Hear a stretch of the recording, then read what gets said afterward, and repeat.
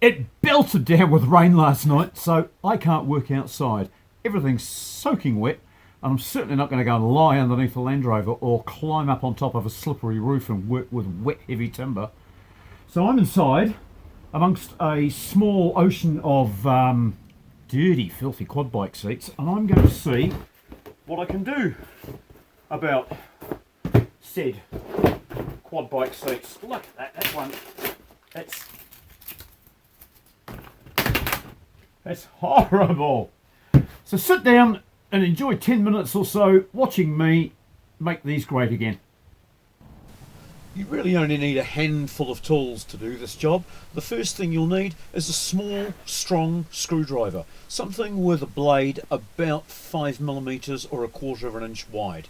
And as you can see here, you're going to use that for picking out half of the staples. You really only need to pull one leg of each staple out, because once you've gone round the whole seat, done what I'm doing here, peeling it up, you'll pull the cover off, and then once the cover's pulled off, you can use a pair of pliers to remove the remnants of the staples.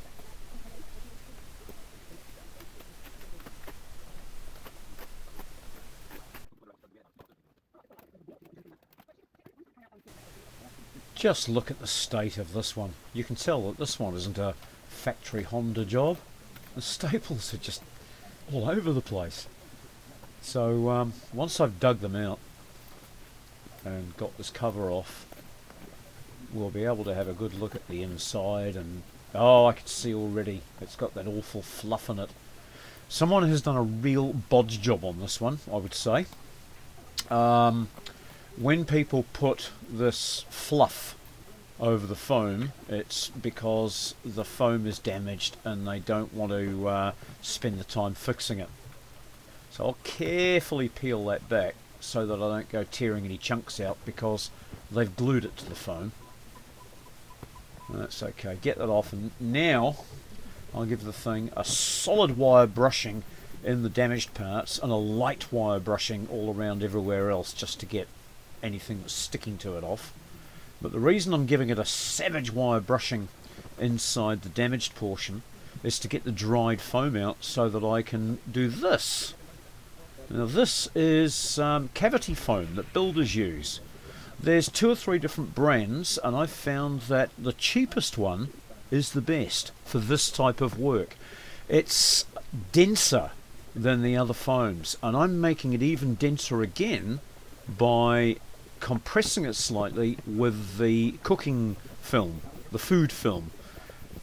And here I am again getting all the dead foam, all the dried awful stuff off, so that I can get a nice clean base for this to go onto. What I've found is that this builder's foam, the polyurethane foam, it's different brands are different colours, and I've found that the ones that are yellow are actually too hard for the job. This white one is probably the softest of the 3 different brands I've tried, and for this it's the best. But I improve it, as I said a moment ago, by compressing it lightly with food film. I don't like using food film on film. I don't like using food film on food because it's actually toxic plastic. If you read about it, you'll see that it's toxic. You should never eat food that has been heated under Glad wrap. It's carcinogenic. Okay, so about 4 hours later, the foam is dry and hard. And now what I'm going to do is get my sharpest, longest knife, and I'll start slicing away the excess. Get it down to close to the original shape by slicing off chunks, because it's the cleanest and tidiest way to do it. If you start sanding straight away, you just end up with a hell of a mess all over the workshop. So slice all these bits off.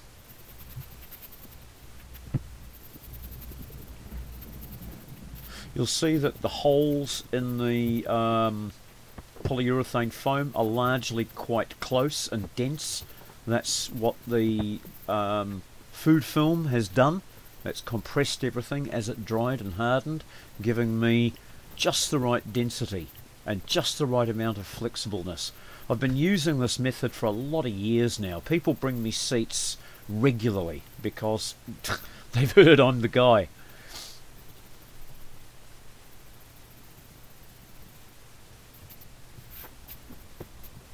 It's a little bit like shaping a surfboard.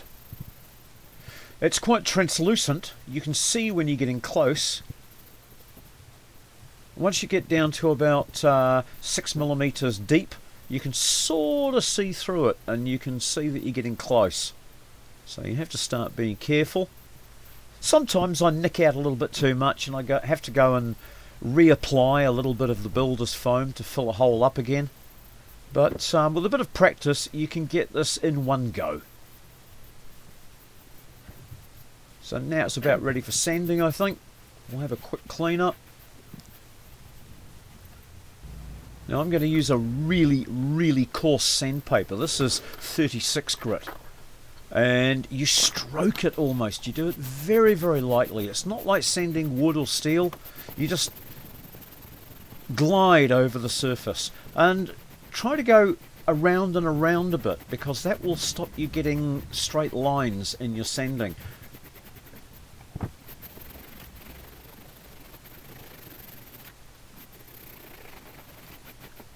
Doesn't take long.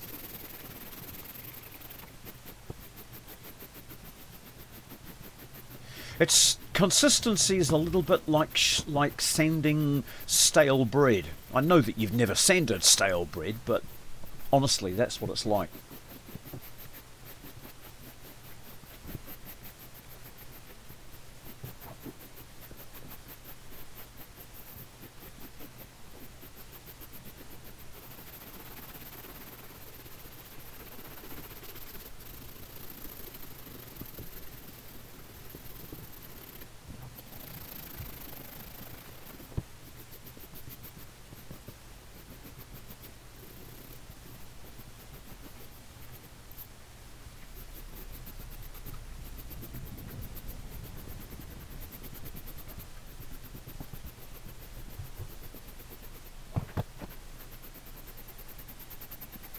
You can see now that I'm getting down close to the original foam. You can see the colour starting to come through in a few places.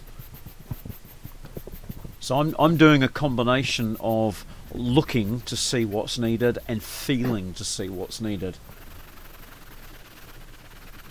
Getting close now.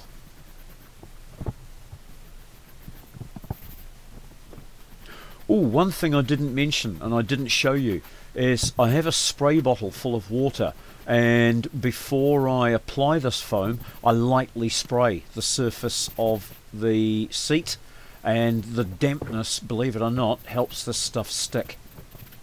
I've never had it feather away on the edges or come away later in the life of the seat doing it this way. As I said, I've been doing it for years. I've had great results out of it. Nobody's ever brought a seat back to me, and I've repaired a few of my own seats this way too. And on dirt bikes and quad bikes, you're moving around a lot more than on a road bike, so the seats do get a hiding. If the seat was going to give up, I'd certainly know by now if this wasn't a method that works.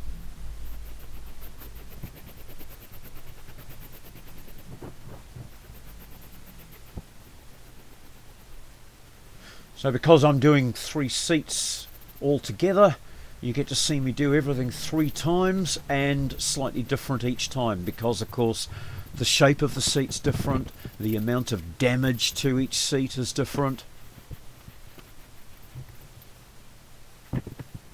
Okay, so now I'm attaching the cover to one of them. You'll see me do the full fit on the next one, but you don't start at one end and staple until you get to the other. You work in a few areas and get the high points down first. There you go. And then trim off the excess once it's finished. So I'll do the next one now, and I'll show you this one from start to finish.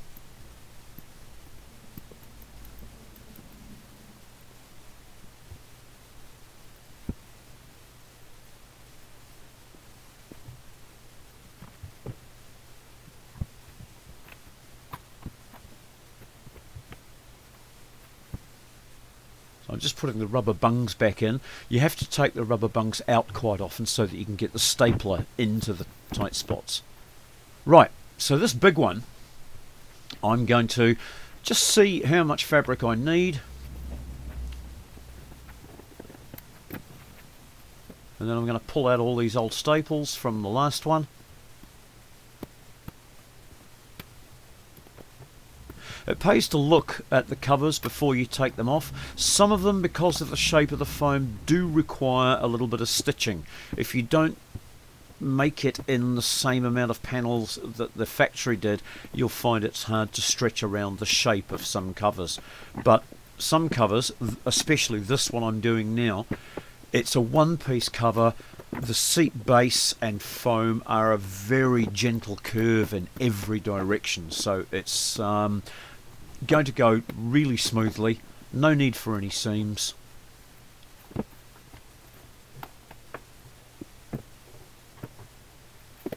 Right, so there we go.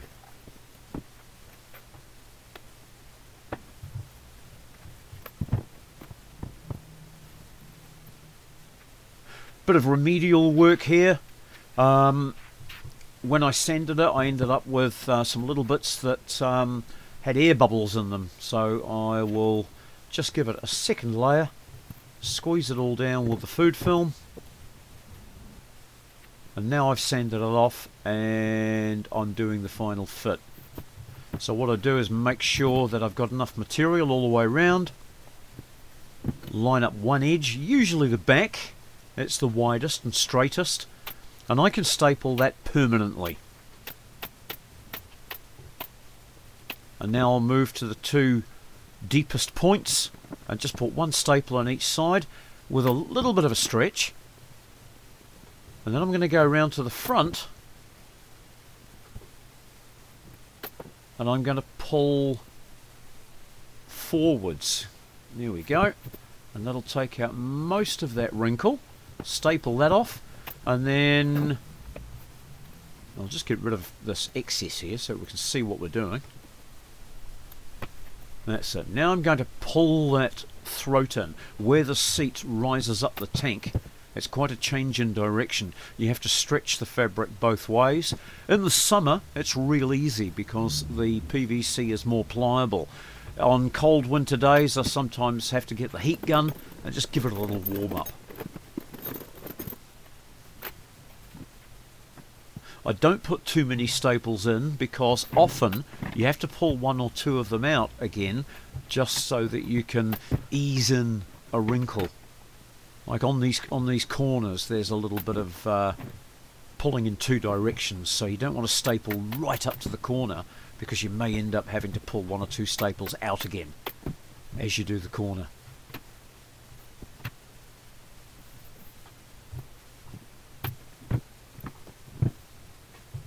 My stapler's got a nose on it that enables me to get down in between the various protuberances and brackets and things that are underneath most modern quad bike or dirt bike seats. A lot of staplers that you buy from a hardware store are just a flatbed stapler. You can still use them, but they won't get into the corners like this one does.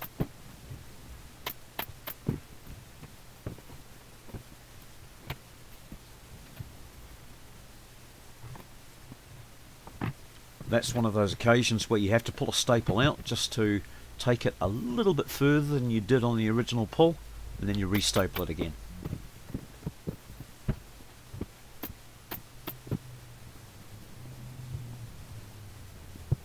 By working it with your hands like this, it actually massages it, warms it up, and makes it more flexible. And after 20 or 30 seconds of that, you'll find that you can get a piece to warm up and smudge in really, really nicely. It's only for the very worst bits that you have to get the heat gun out.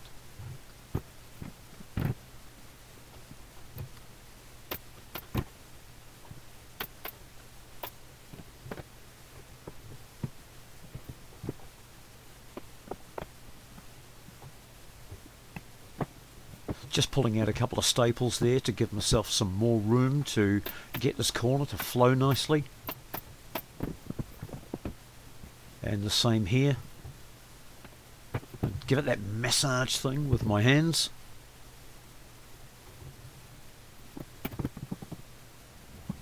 It just warms it up, makes it more flexible. And bit by bit, all the wrinkles disappear.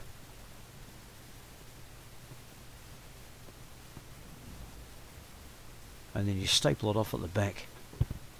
And you end up with a lovely smooth looking corner.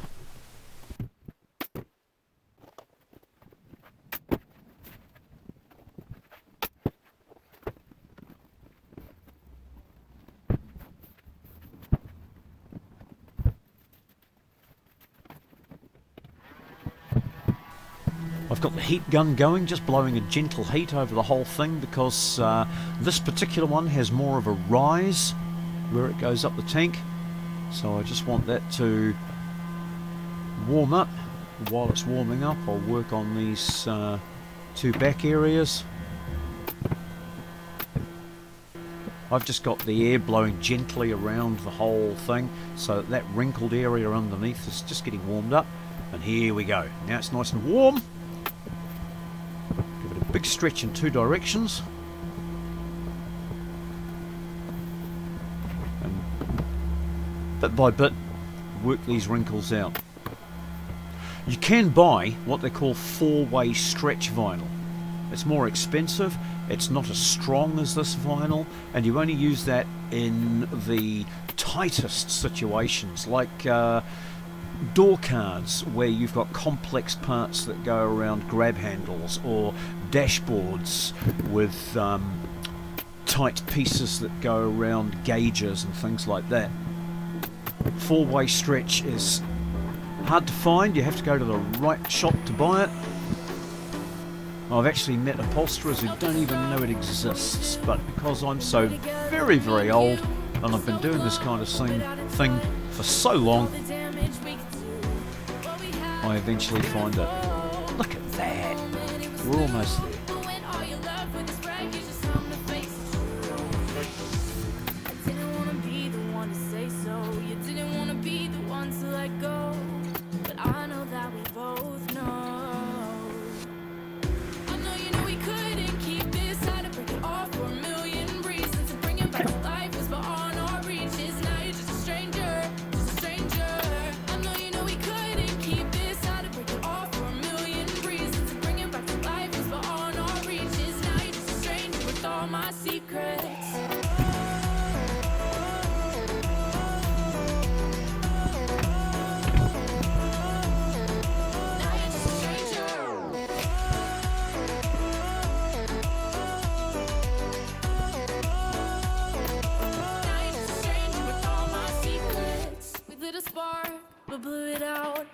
Still burn this to the ground. We got hurt, couldn't get out. Now we carry the scars around. We're falling in further down into the fights we both allow. And I kept on thinking, if we keep on sinking, then we're gonna drown. I didn't wanna be the one to say so. You didn't wanna be the one to let go. But I know that we both know. I know you know we couldn't keep this. I'd break it off for a million reasons. To bring it back to life was beyond our reaches. Now you're just a stranger, just a stranger. I know you know we couldn't keep this. I'd break it off for a million reasons. To bring it back to life was beyond our reaches. Now you're just a stranger with all my secrets.